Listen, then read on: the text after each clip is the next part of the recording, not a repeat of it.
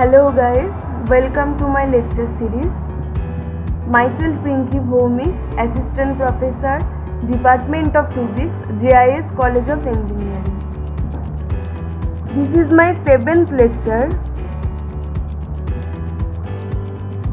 In my 7th lecture, today we are going to discuss about very famous law, Faraday's law, and also very famous equations, Maxwell's equations. First we will discuss about Faraday's law. This is very interesting.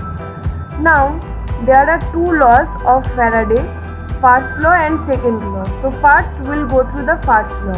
The statement is given here which says that whenever the amount of magnetic flux linked with a closed circuit changes, an EMF is induced in the circuit. The induced EMF lasts so long as the change in the magnetic flux continues. Means when the magnetic flux linked with a closed circuit changes. Means here as we can see there is a magnetic bar. So due to this magnetic bar, a magnetic field will be induced around this conductor. Now when we change the position of this magnetic bar, means if we can take this bar far away from this conductor, or if we take very nearer to the conductor, then what will happen? The magnetic field will change. So that's why since the magnetic flux linked with the closed circuit changes, an EMF induced in the circuit. So due to the change in the flux, the EMF will be induced. The full form of EMF is nothing but the electromotive force. So the EMF will be induced in the circuit. The EMF lasts so long as the change in the magnetic flux continues. That means if we stop changing the magnetic field, if the magnetic bar stays at the same position, if we don't change the position of this magnetic bar, then what will happen? The change of the magnetic flux will be stopped, and that's why the produced EMF also will be stopped. So this is the first law of the Faraday. Now this is the second law. First we will have to go through the statement. The magnitude of EMF induced in a closed circuit is directly proportional to the rate of change of magnetic flux with the circuit. This is totally actually related with the first law. As I previously said that whenever the magnetic flux changes, then EMF produced. Now here by this law we can know the amount of EMF produced in the circuit. The EMF induced in the closed circuit is proportional to the rate of change of magnetic flux. Means the amount of flux changing with time will be equal to the EMF. So by the first law we can know why the EMF produced, and by the second law we are able to know about the amount of magnetic flux, amount of EMF produced, which actually produced due to the change of the magnetic flux.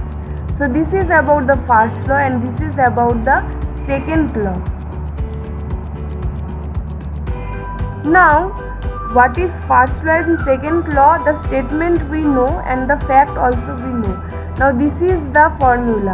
EMF, electromotive force, is equal to minus d phi by dt, where phi is the magnetic flux.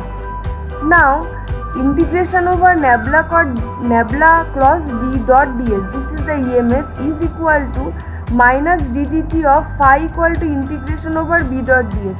This is the formula of the magnetic flux.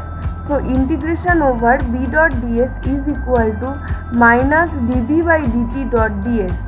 So if we compare both sides, then what we are getting, nabla cross E equal to minus del B by del T. This is the differential form. So This is the integral form and this is the differential form. EMF equal to minus d dt integration over B dot ds. This is the integration form and this is the differential form of the Faraday's law. This thing we have to derive. Now next is very popular Maxwell's equation. There are 4 equations derived and proved by Maxwell which actually related with the electromagnetic theory. Now what is Maxwell's equations? Maxwell's equations are a set of coupled partial equations that together with the Lorentz force law form the foundation of electromagnetism. This is the classical this actually gives the foundation of classical electromagnetism, classical optics and electric circuits. All these terms, all these things will see in the Maxwell equation, that is classical electromagnetism, classical optics, electric circuits. All this will see. This is nothing but a set of coupled partial differential equations. So let's see what is Maxwell's equation. So these are the Maxwell's equations. This is differential form, this is integral form and this is the label. Now what is the first differential equation? Nabla cross equal to minus del V by del T. E is the electric field, B is the magnetic field.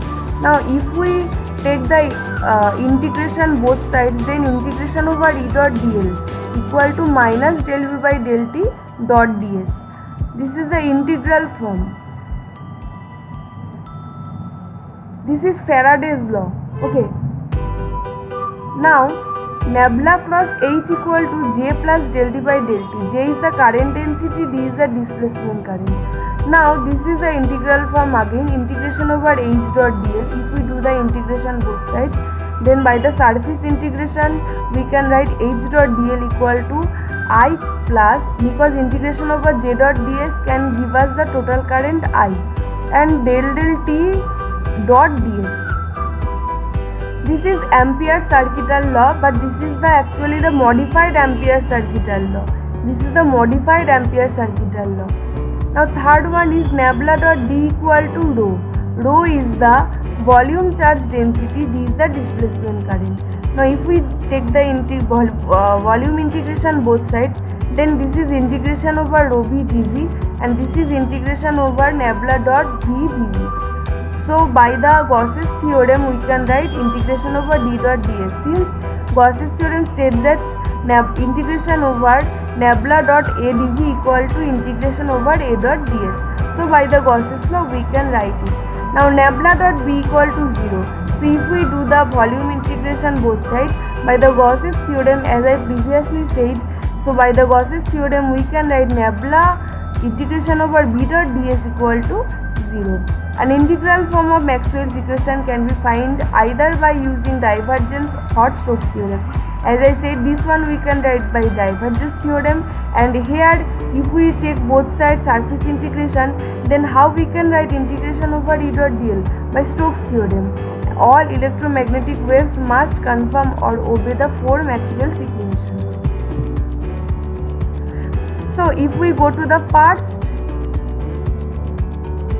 this is the Gauss's law. If we go to the third law, this is Gauss's law. Gauss's law states electric charges produces an electric field.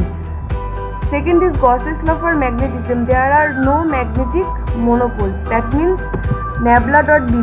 This is fourth equation. This is the significance of the fourth equation. Gauss's law for magnetism. There are no magnetic monopoles. Faraday's law, third equation. First equation, Faraday's law. So time varying magnetic field produces an electric field, which we can see clearly. Time varying magnetic field producing the electric field.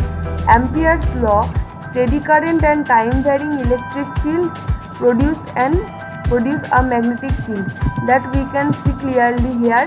Nabla integration over H dot dl equal to I plus integration over del D by del T dot ds. So this gives us the Ampere's law, steady current and time varying electric field. So this is about the Maxwell's equation. First we have to remember this differential form as well as the integral forms, and also we have to remember the significance of each equation, what actually it says. So this is about the Maxwell's equation. So today we have discussed about first Faraday's law, next their integral and differential form, next Maxwell equations, next their significance. So all these things, all these equations we have to remember as well as we have to practice also. So thank you for today. If you have any question, then please feel free to ask any question. So thank you for today.